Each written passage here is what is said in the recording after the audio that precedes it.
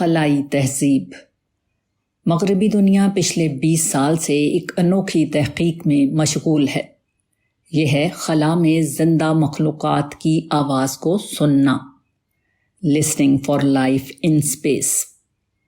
بظاہر اس تلاش کا محرک جدید علماء کا وہ مفروضہ ہے جس کو ارتقاء کہا جاتا ہے۔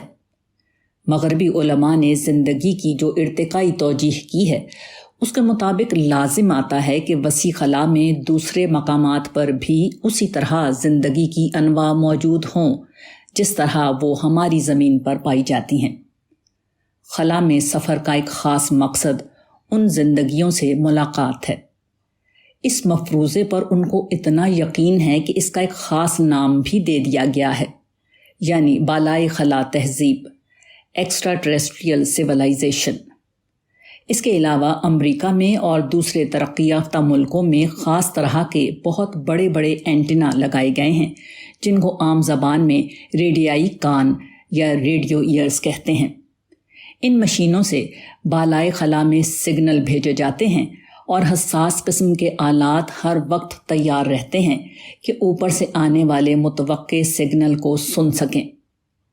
ایک مبصر نے ان کوششوں پر تبصرہ کرتے ہوئے اس کی روح کو ان مختصر لفظوں میں بیان کیا ہے: اگر تم واقعتاً وہاں ہو تو اپنے دوستوں سے بولو۔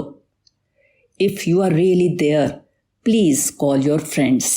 زمین پر زندگی اور شعور کا وجود ساری معلوم کائنات میں ایک انتہائی نادر اور مستثنیٰ واقعہ ہے۔ چونکہ یہ شعور اپنا خالق آپ نہیں، اس لیے اس کا وجود لازمی طور پر تقاضا کرتا ہے کہ یہاں زندگی اور شعور کا ایک اور خزانہ زیادہ بڑی سطح پر موجود ہو جو زمین کی زندگی اور شعور کا سرچشمہ ہو۔ حقیقت یہ ہے کہ زندہ انسان کی موجودگی زندہ خدا کی موجودگی کا ثبوت ہے۔ جدید انسان اس امکان کو بالواسطہ انداز میں تسلیم کرتا ہے، البتہ وہ اس وجود کو خلائی زندگی قرار دے کر یہ ظاہر کرنا چاہتا ہے کہ یہ وجود ہماری ہی طرح کا ایک وجود ہے، نہ کہ ہم سے برتر کوئی وجود۔ وہ محض ایک تہذیب ہے، نہ کہ کوئی خالق اور مالک خدا۔